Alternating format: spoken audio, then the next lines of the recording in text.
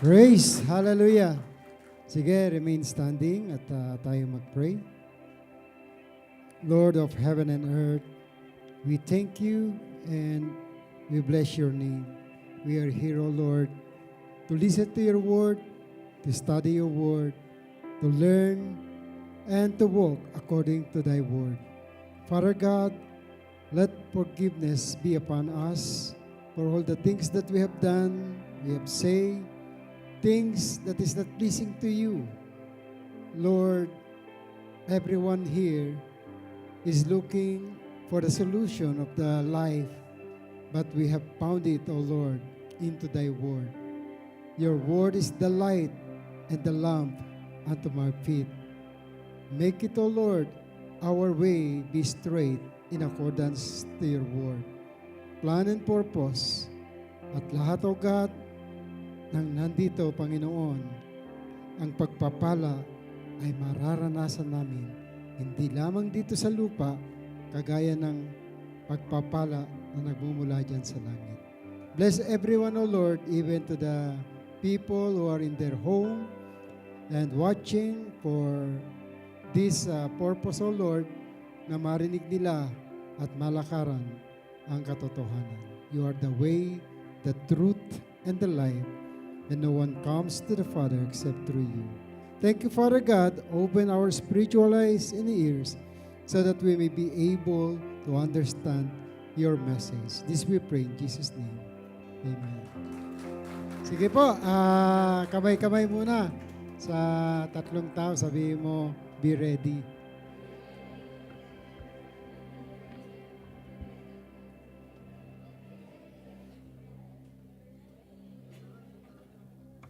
Amen.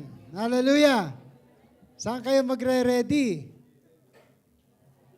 Ha? Sabihin nyo, magre-ready ako sa reward ko. Amen. So we will talk about reward. Not only here on earth, but also when Jesus return. Sabi mo sa katabi mo, may reward ka. So whatever you do, kaya nga sabi ng Bible, do it for the glory of God. Amen. So, inisip ko, no, Lord, last ko na mag-preach about the name. So, our name was established and written in heaven, not because of our mother and father. Sino rito mga nanay binigyan ng pangalan ng kanyang anak?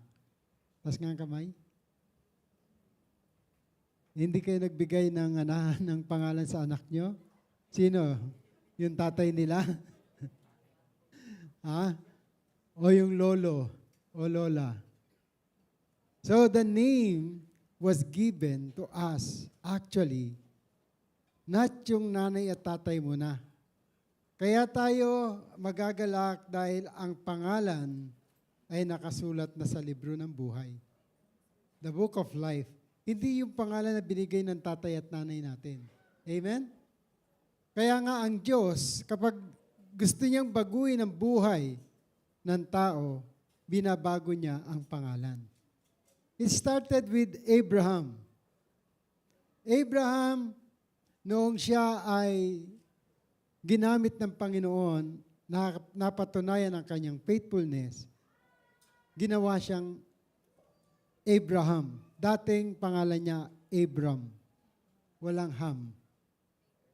Walang dirham. Amen. Walang ham. So, noong ginamit ng Lord si Abraham, binago niya ang pangalan. Bakit? Kasi gagawin siyang father of all nation.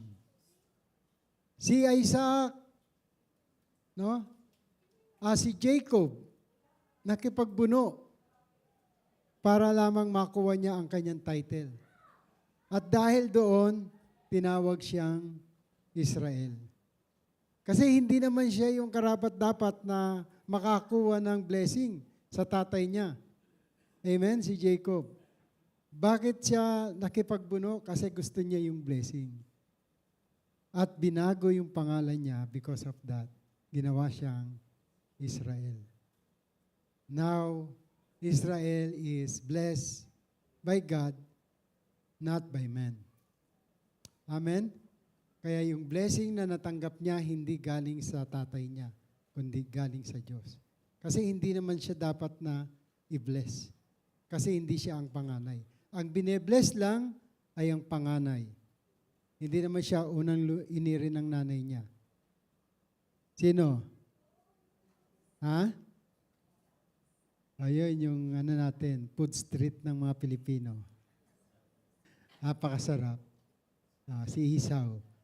Kaya kinakain nyo na lang. Amen. So anyway, ang gusto kong i-emphasize dito, basahin nga natin yung Luke 10:19. Let's begin with this. Lagay mo sa NET, New English Translation. Wala kayo? Okay, NIV. Okay, basahin natin verse 19. 19. I have given you authority to trample on snakes and scorpions and to overcome all power of the enemy. Nothing will harm you. So yan yung sinabi ni Jesus Christ, no? Yung lumabas sa kanyang bibig nang mag-report sa kanya ang kanyang mga disciple. Verse 20, sabi rito, kayo nga po magbasa, 1 to go. However, do not rejoice that the spirits submit to you, but rejoice that your names are written in heaven. Wow. Your names are written in heaven. That means it is no longer your name written in heaven. Kasi isa lang ang name written in heaven na anak ng Diyos. No? John chapter 3 verse 16. For God so loved the world that He gave His only begotten Son, that whosoever believe in Him will not perish, but have an everlasting life. So paniwalaan mo yung pangalan na yun, ng John 3:16 na sinasabi, mahal ka ng Diyos. Therefore, yung pagmamahal na yun, binigyan ka ng bagong pangalan na nasa sayo. Ano yun? Sabi ni Maria, sabi ng angel kay Maria, tatawagin mo ang ipapanganak at isisilang na Emmanuel, meaning God with us. So if you become a Christian, you accepted Jesus Christ and you believe in His name, hindi ka na mawawalan ng room sa heaven. Why? Because Jesus is inside you. Yan po ang pangako ni Jesus sa John 14 verse 23. Basahin nga natin, John 14:23. What Jesus has said. Go ahead, 1 to go. Jesus replied, "If anyone loves me, he will obey my teaching. My Father will love him, and we will come to him and make our home with him." Kaya naman, nang nag-report ang 70 disciple kay Jesus, tuwan-tuwa sila, Lord, even the demons subject to your name. Hindi nila alam, yung name, ibinigay na sa atin. Nung nilawa si Jesus Christ, Emmanuel means God with us. Kaya kung ano yung ginagawa ni Jesus, hindi pa alam ng mga tao, na kaya nilang gawin because of the name of Jesus. Amen? Yung name na yon na iniligay sa puso ng tao, kaya sa John 3:16, sinabi ni John, no? For God so loved the world. Ano ba yung world? Sabihin mo sa katabi mo, ikaw yun. Nabubuhay sa mundo. Sino pa rito ang nabubuhay sa mundo? Taas nga ang kamay. Sino pa nabubuhay sa mundo rito? Mga makamundong layaw. Aminin natin, tayong lahat. Amen? But if you are a Christian, you are going to live according to the Word of God. That is the spiritual reality. Kaya sabi rito, no, sa verse 20, nevertheless, do not rejoice that the Spirit submit to you, but rejoice that your name stand written in heaven. Verse 21, si Jesus nag-rejoice din. Ano sabi rito? Basahin niyo, 1, 2, go.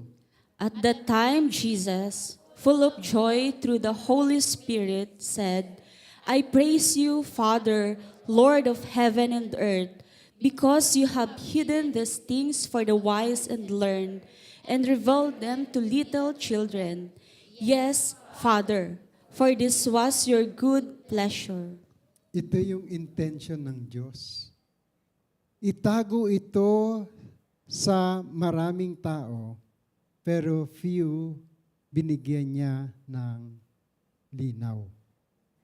Amen? Kaya nagre-rejoice ang mga disciple niya because tinuruan niya ito. Casting out demons is learned. Hindi ito pinag-aaral, hindi ito just a gift. It is learned. Paano mo matututunan? Alamin mo na kung sino ang nasa iyo. Natutunan nila kasi sinunod nila ang Lord. Nang pinahayo sila, itong 70 disciple na ito by twos, kung ano yung instruction ni Jesus, yun lang ang ginawa nila. Bakit sila masaya na bumalik? Kasi nga, yung hindi sinabi ni Jesus Christ, nagawa nila. In the name of Jesus Christ, they cast out demons. Lord, even the demons submit in your name. Sabi nilang ganun. Kaya si Jesus, natuwa rin. Bakit? Natuto eh. Tanungin mo nga yung katabi mo, natuto ka na ba? Ano sagot?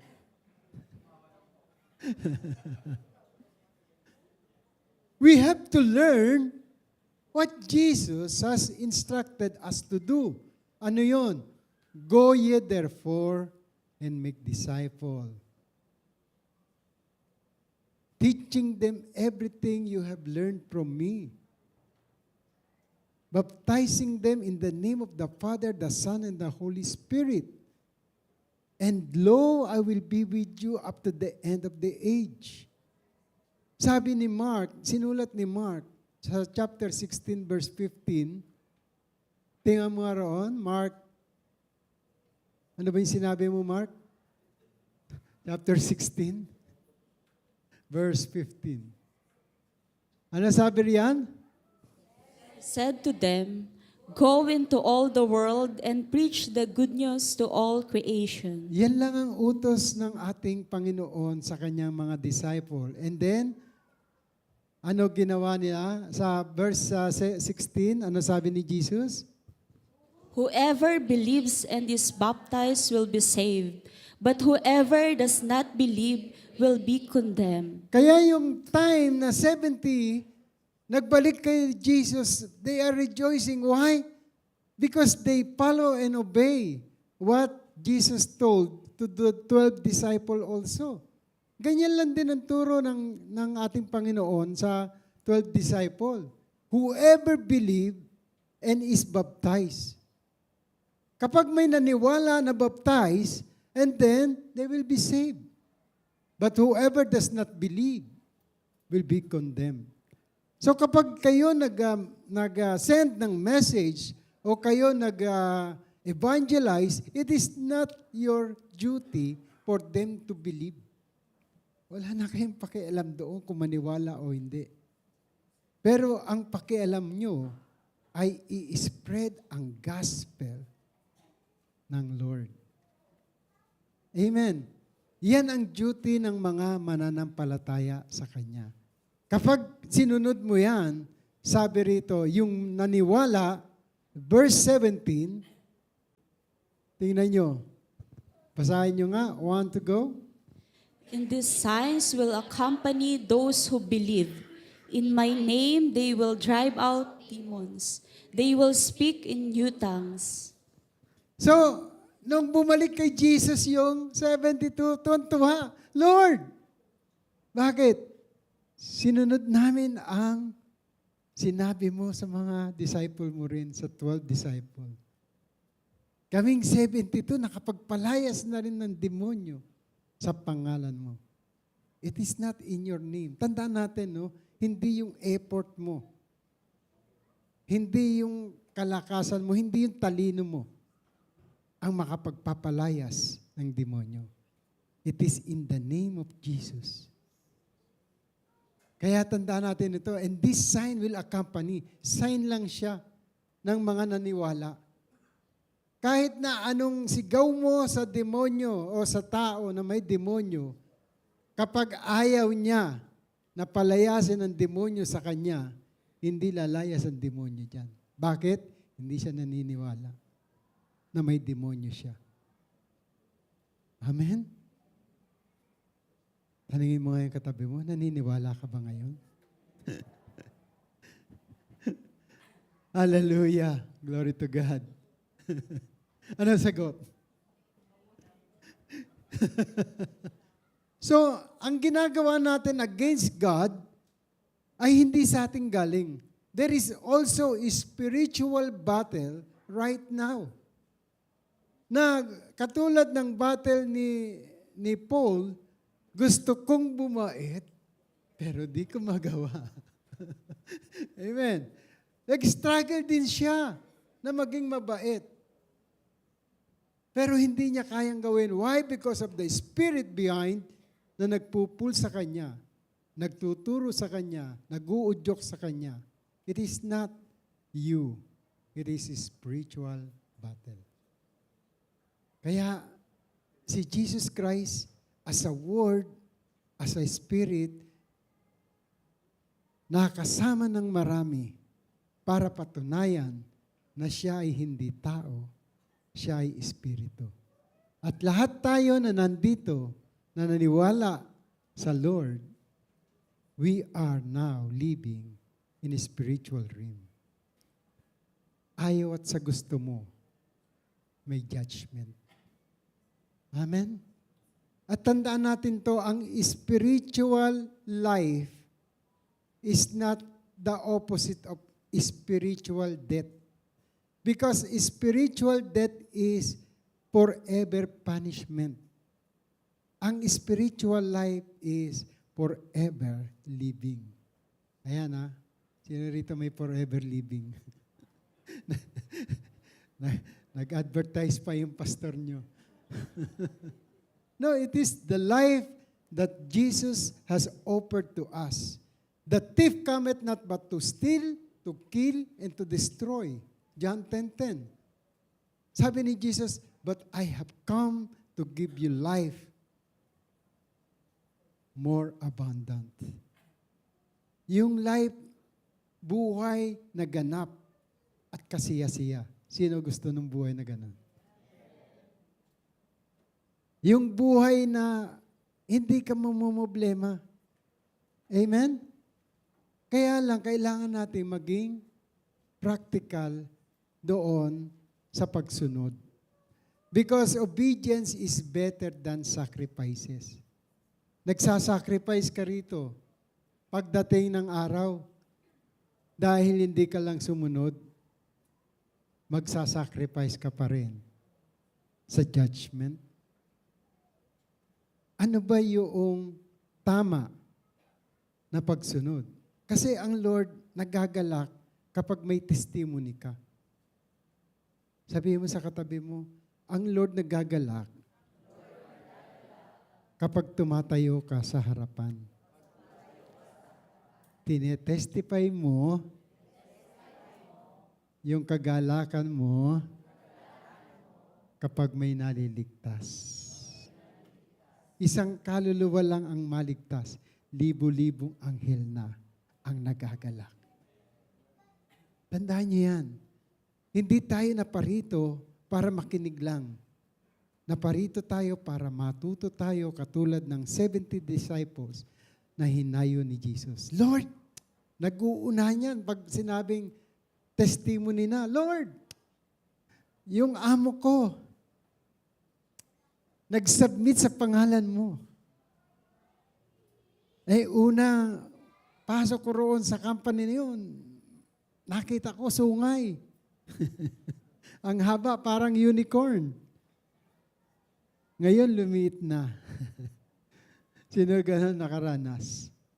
Because of your faith, because of your belief, you can cast out demon. Amen? Hindi mo man sila, pinagpe-pray mo sila, the demon is subject to the name of Jesus. Paano mangyayari yun? Kasi nga, you receive the word that became flesh. And the name is Emmanuel. God with us. Sabihin mo sa katabi mo, greater is He who is inside you than the devil who is in this world. Kaya tandaan natin, tingnan natin, kaya nag-rejoice ang mga kasi sabi rito sa verse 21, Jesus rejoiced in the Holy Spirit and said, I praise you, Father, Lord of heaven and earth, because you have hidden these things from the wise and intelligent and revealed them to little children. Yes, Father, for this was your gracious will. So, hindi kailangan ng matalino ka or whatsoever. Ang kailangan lang, i-accept mo ang revelation ng word sa iyo at sa iyong buhay. Amen? Hindi mo kailangan maging matalino. Ang mga pinili ng Lord, mahuhusay, hindi matatalino. Ano yung mahuhusay? Mahuhusay sumunod. Sa pagsunod, makikita kung ang Lord ay nasa iyo. Amen. Sa pagsunod, makikita kung mahal mo ang Lord. John 14, verse 16, verse 15, sabi niya, this is the one who loves me, the one who obey my commandments. Therefore, it is not for you to know what is the truth because the truth is inside you. Yan yung pangako ng Lord. The Father and I will make you a residence. Therefore, if the Father and Jesus and the Holy Spirit, by the power of the Holy Spirit is inside you, the truth is inside you. You cannot deny the truth. Amen? If you love me, you will obey what I command. Yan yung sabi ni Lord. Sino rito nagmamahal kay Jesus? Taas nga kamay. Sige, taas ang kamay. Yung hindi ko makita, Lord, ikaw na nakakaalam. Ayaw sumunod. So, sabihin mo sa katabi mo, mahal na mahal ka ni Jesus. Sabihin mo naman sa kanya, I love you too. Ang sinabihan mo si Jesus. Amen. Ganyan ang pagmamahal ng Lord sa kanyang salita. Minahal niya ang salita, kaya niya nilakaran. Wala akong ginawa sa mundong ito nang hindi sinabi ng Ama. Kaya nilakaran niya ang salita. The Word became flesh and dwell among us. Kaya, yung mga sikreto, nire-reveal yan ng Lord. Verse 22 nga ng Luke chapter 10. Basahin niyo nga.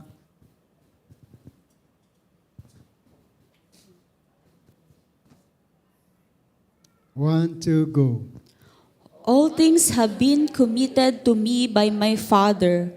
No one knows who the Son is except the Father, and no one knows who the Father is except the Son, and those to whom the Son chooses to reveal Him. You are chosen because this was hidden to the wise. Sabihin mo sa katabi mo, totoo niyan, wise ka. In the parable of 10 virgins, 5 are wise and 5 are foolish. Yung foolish,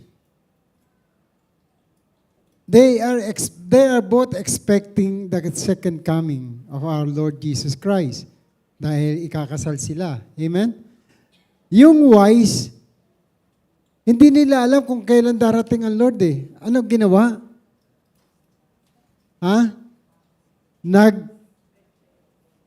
Nag-prepare sila ng oil, extra oil, for the second coming. May oil na sila, pero sabi nila baka hindi sumapat. So yung extra oil, ang nagbigay sa kanila ng sapat na oras sa pag-aantay nila. Then the second, the foolish, yung 5 foolish, kung ano lang meron sila, okay na to. Darating naman si Lord. Ang problema, nung dumating si Lord, naubusan sila ng langis. Ano ginawa nila? Humingi sila doon sa wise. Pero ang wise, sabi ng mga wise, wala na eh. Sapat lang ito sa amin. Itong pinipare ko para sa akin lang. So, yung foolish, walang nagawa kundi lumabas at naghanap ng oil. Dumating ang Lord. Bug, bug, bug, bug. Pinagbuksan nila. Wow! Nung pinagbuksan nila, then sinarado ng pintuan. Kumakatok ngayon yung 5.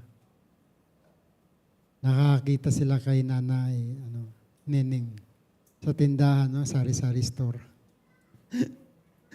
So, pagbalik nila, sarado na. Gusto niyo ba mapagsara ng pintuan? Sino rito gusto mapagsara ng pintuan? Sabihin mo sa katabi mo, my door is open always. Because of the anointing of the living God. The extra oil is the anointing that come from the Lord. So, nung dumating ang Lord, may ilaw at liwanag pa sila. Yung mga nag-aantay.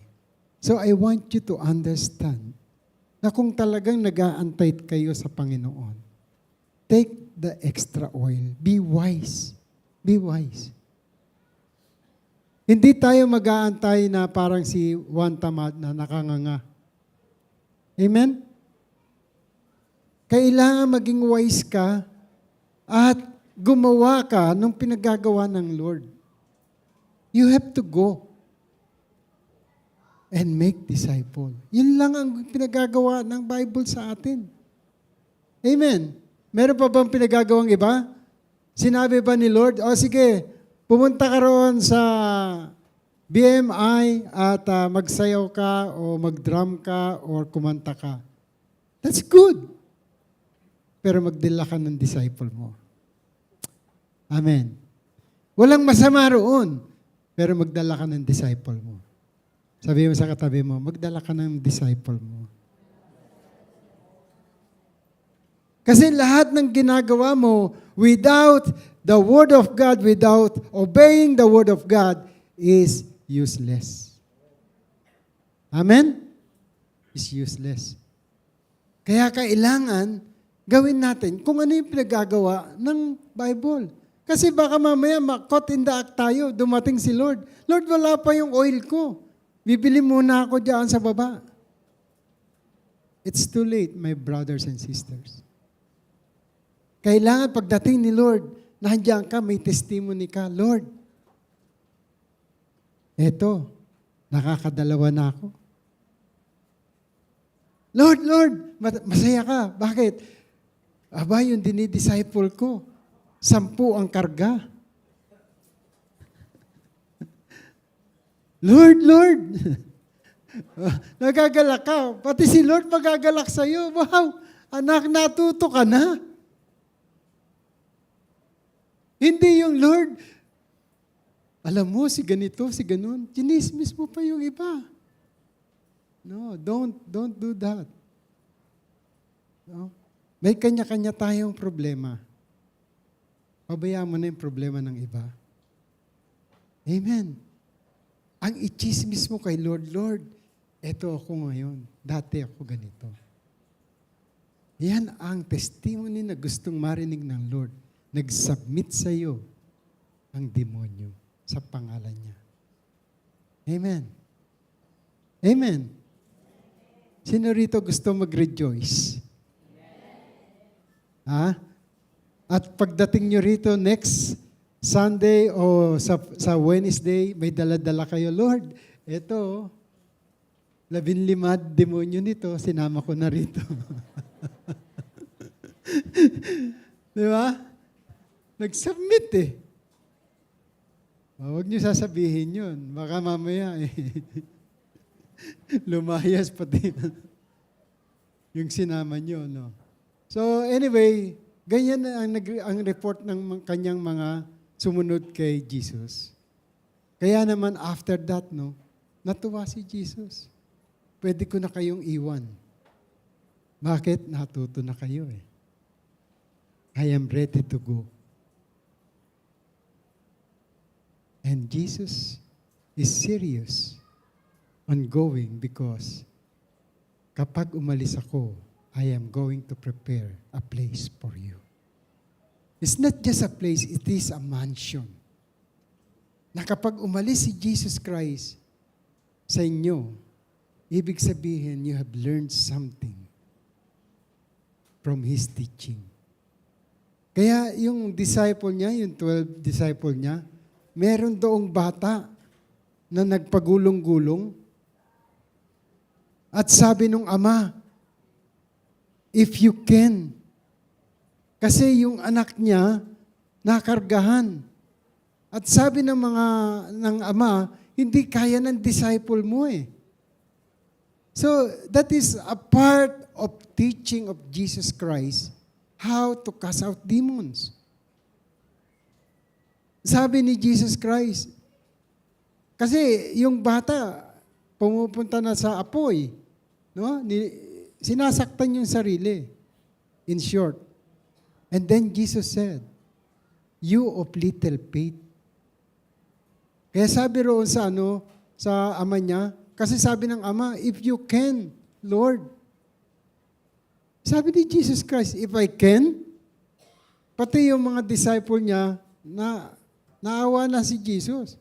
Kaya sabi niya, come out of him, doon sa bata, yung sa demonyo sa bata. And then, yung bata, bumagsak, parang patay, hinawakan niya sa kamay, at nakalaya. Hindi niya sasabihin in the name of Jesus, kasi siya si Jesus eh. No? Nakalaya. But that is a part of training. Part of training ni Jesus sa kanyang mga disciple.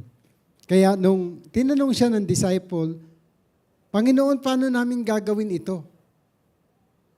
Mag-prayer and fasting kasi kayo.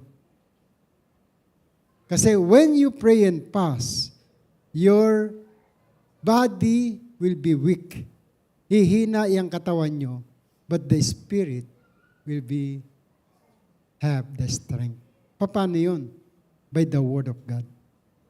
Pag nagpe-pray and fast kayo, remember, you are talking to God spiritually. Kailangan nagba-Bible study kayo sarili nyo. Hindi yung papalipas ka lang ng gutom. Sino rito ang member ng prayer and fasting? Taas nga ang kamay. Every Monday, bukas na yon. Wala, kukunti lang. Are you serious? Prayer and fasting, you must be serious. Amen. Hindi magpapagutom, kundi nag-aano ng Word of God. And that Word of God must sink into your heart, not into your mind.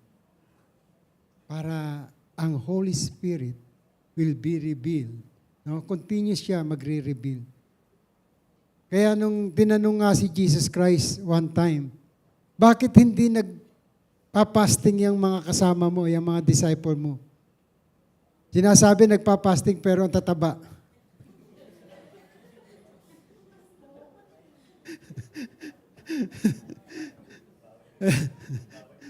Bumabawi sa gabi.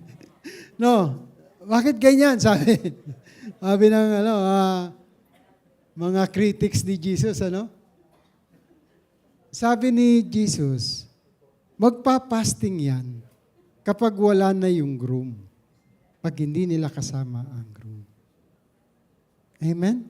Pero the more na nagpapasting ka, the more na i-reveal sa iyo ng Lord ang kapangyarihan niya.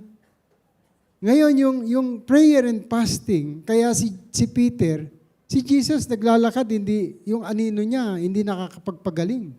But when Peter, apostles, yung disciple ni Jesus, naglakad, anino lang, gumagaling na ang may sakit.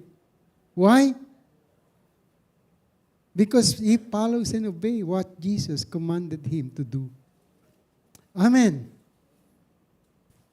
Kaya nga sabi ni Jesus, greater is this that you can do when I go, because I will sit on the Father's throne. Kasama niya ang Ama. Saan? Doon na sa trono. Amen.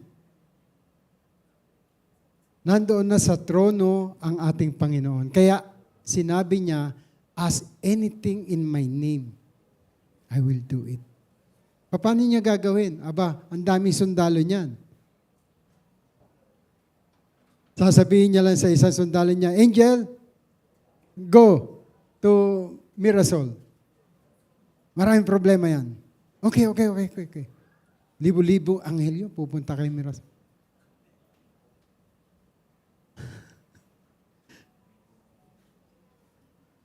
Anyway, dalawa naman kayong Mirasol, kaya wag kayong tutulungan kayo ng angel. Amen? Hindi ka pa manghihingi, nandiyan na. Kaya, kapag dating mo sa church, unahan kayo. Sabi mo, ako na. Hindi yung tatawagin ka pa, sino gusto rito mag-testify? No. Unahan na kayo. It is for the glory of God, not for your glory. Amen. When you testify something in front, you are testifying the goodness of God into your life. It is not for your glory. It is for the glory of the living God. Kaya si Jesus tuntua sa inyo. Sabi mo sa katabi mo, tuntua talaga sa iyo si Jesus. Amen. Hindi yun biro. Kaya si Jesus, nakita niya si Satan fall like a lightning. At nung makita niya, talagang ginlorify niya ang Father. Pinakita niya sa kanyang mga disciple, it is not me as a man. It is the Father's glory. Ginagawa natin yon for the glory of the one who sent us. So, I tell you, sabi niya, that many prophets and king longs to see. Verse 24 nga. O verse 23 muna. Jesus turned to his disciple and said privately, blessed are the eyes that see what you see. And verse 24? For I tell you that many prophets and kings wanted to see what you see, but did not see it, and to hear what you hear, but did not hear it. Kaya ang nakakalungkot doon, nandito si Jesus sa kanila, kasama nila. Sa John chapter 12, verse 37, sabi rito, although Jesus had performed so many miraculous signs before them, they still refused to believe in Him. Nandiyan na, pinakain na sila ng kabus. May kasama pang mga fish na tawag dito. Luto naman siguro. Kasi sa bata nang galing eh. Kapag sa bata nang galing, niluto yan ng nanay. Amen. Meron ba ritong nagpapabaon sa bata na hilaw na isda? Kahit, kahit tuyo yan, no? Ipiprito mo yan. Amen. So, sabi rito, tingnan nga natin, John chapter 12:37, basahin nyo nga.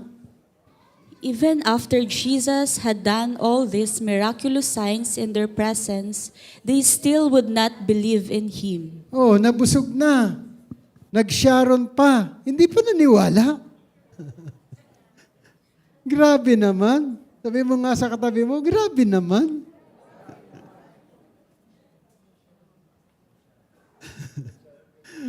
Verse 38. This was to fulfill the word of Isaiah the prophet. Lord, who has believed our message, and to whom has the arm of the Lord been revealed? Ito yung katotohanan na sinabi ni Isaiah. No? It is true. Lord, who has believed our message, and to whom has the arm of the Lord has been revealed? Wala pa si Jesus nito. Pero pinapisay ni Isaiah na maraming tao makakapiling ang Panginoon, pero yung paniniwala nila ay hindi nila makakamtan. Kaya sabi rito sa verse 40, basahin nga natin. He has blinded their eyes and their hearts, so they can neither see with their eyes, nor understand with their hearts, nor turn, and I would heal them. Gusto niyo ba ng healing? Yan. Kasi binlind ng devil ang mata, spiritual eyes ng mga tao. And their harden it, parang si Parao. Kilala niyo si Parao? Ando na yung mga miraculous sign, no? Andyan yung langaw, yung tipaklong, yung water sa Nile River naging dugo. Hindi pa rin maniwala. His heart was hardened. Para ang salita ng Diyos ay magkaroon ng katotohanan sa mga Israelitas. Kaya noong lahat ng mga signs and wonders na ginawa ng Diyos during kay Moses, until now, hindi na rin na babago pa ang puso ng marami. Kaya sabi ni Isaiah, He has blinded their eyes and hardened their heart. Kanino na lang ito ipinagkatiwala ng Lord? Balikan natin ang Luke chapter 10. Sabi rito, kaya nakikita natin ang kalooban ng Lord sa atin because we are blessed. Verse 23, Jesus turned to His disciple and said privately, hindi publicly. Yung sa disciple niya lang sinabi ito. Bulong mo sa katabi mo, sa atin lang to. Amen. So sabi rito, okay, basahin nyo. Verse 23, go. Then He turned to His disciples and said privately, Blessed are the eyes that see what you see. See? Blessed are the eyes that see what you see. Did you see it? Tanungin mo nga yung katabi mo, did you see it? Sige, ask your neighbor, did you see it? Mamaya, makikita mo. Amen. So, for I tell you that many prophets and kings longs to see what you see but did not see it, and to hear what you hear but you did not hear it. But did not hear it. Alam nyo, marami ngayon mga prophet daw at mga pastors and bishops. They claim it, but they did not see. Kailangan kasi malaman ng mga tao kung ano yung nakikita mo, spiritually. At nadidiscern mo spiritually, not what your eyes can see. Amen? At yaan nireveal ng Lord sa mga naniniwala lang sa Kanya. Sa mga nanampalataya lang sa Kanyang Word. Kasi hindi yan i-reveal sa nanay mo at sa tatay mo. Papagalitan ka pa ng mga matatandang kapatid mo at mga tiyahin mo. Huwag mo nga sabihin sa akin yan. Because they know many things. Nauna akong pinanganak sa'yo. Ganun, ano? Sabihin ng ano, turuan mo yung iba, wag ako. They understand what they know in that level. But glory to God, rejoice.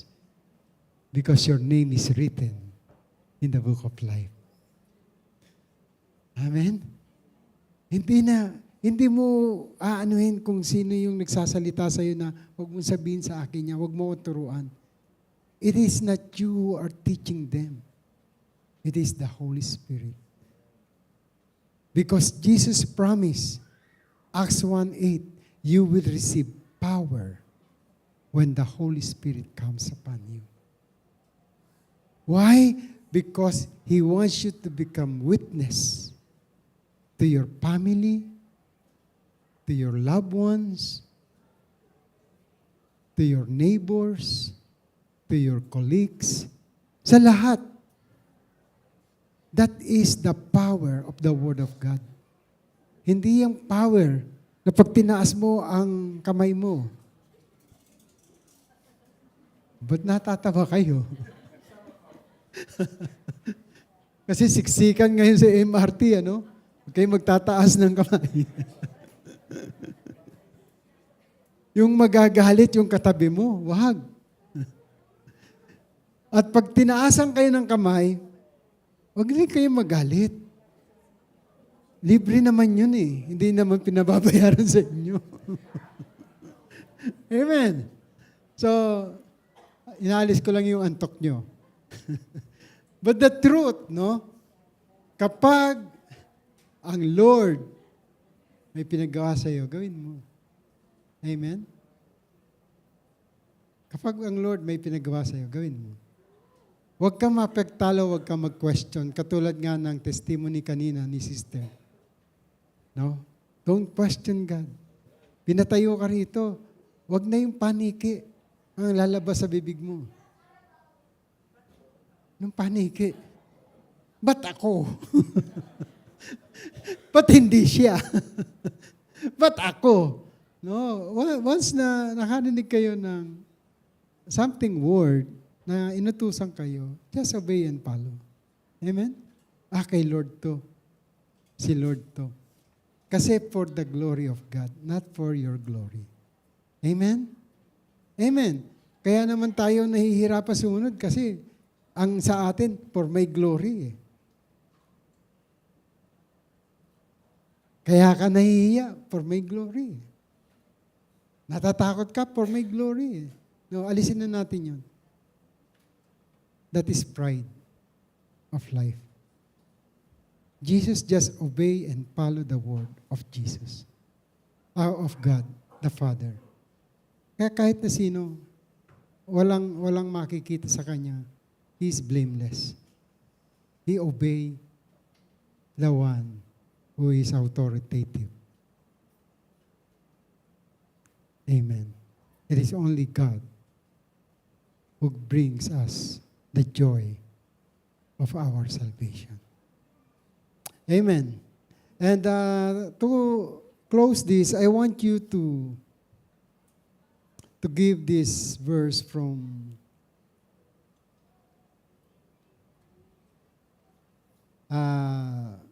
Philippians chapter 3.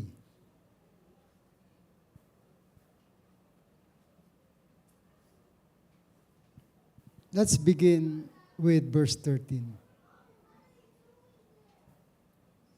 Sabi rito, brothers, I do not consider myself yet to have taken hold of it. But one thing I do, forgetting what is behind and straining toward what is ahead. 14 kayo nga po. I press on toward the goal to win the prize for which God has called me heavenward in Christ Jesus. Verse 15, therefore, let those of us who are perfect embrace this point of view. If you think otherwise, God will reveal to you the error of your ways. Verse 16, Only let us live up to what we have already attained. so sabi rito, no, nevertheless, let us live up to the standard that we have already attained. Yung standard na na-receive na natin. That is the standard of our Lord Jesus Christ. Verse 17, Join with others in following my example, brothers, and take note of those who live according to the pattern we gave you. verse 18, for many live about whom I have often told you, and now with tears, I tell you that they are the enemies of the cross of Christ. Verse 19, Their destiny is destruction. Their God is their stomach, and their glory is in their shame. Their mind is on earthly things. verse 20, but our citizenship is in heaven, and we also await a Savior from there, the Lord Jesus Christ. Sabay-sabay nga tayo, verse 21. Who by the power that enables him to bring everything under the control will transform our lowly bodies so that they will be like His glorious body. Yang body mo will be transformed like Jesus Christ's body. Amen? So, the glory of God will be revealed unto you. Kaya yung pangalan ni Jesus Christ, kapag ikaw nag-evangelize, nag-say ng Word of God, ng goodness ng Lord sa buhay mo, the Lord revealed to you what God's revealed to Him. The Father has sent me, so I sent you. That is the Word of God. In John chapter 20, verse 21, peace be with you. And He breathed on them and said, receive the Holy Spirit. John chapter 20, verse 22. Let's all stand. I want you to meditate the word in Philippians 3:21. Who will transform these humble bodies of ours into the likeness of His glorious body by means of that power by which He is able to subject all things to Himself. Our citizenship is not here on earth. Kung iniwan mo ang bansang Pilipinas, pumunta ka rito, hindi tayo allow maging citizen dito sa bansang UAE. Amen? We can live as a resident, pero hindi tayo pa pwedeng maging citizen. That is the law. So, in heaven, you have the right to become children of God. Kaya ka magiging citizen because you will be adopted as a child of God because of your name. The name written in your heart is Emmanuel, meaning God with us. It is it's no longer your name. Isa na lang pangalan natin dahil tayo ngayon ay hindi lang kapuso, kundi kapamilya pa ng ating Diyos na buhay. Amen? Di pa kayo nagagalak nun? Hindi lang kayo nanonood. Kayo na yung nag-a-act ng pinapanood nyo. We must understand the Word. We must understand our purpose in life. yung body na yan, makikita ng Lord yung nakatira sa body na yan.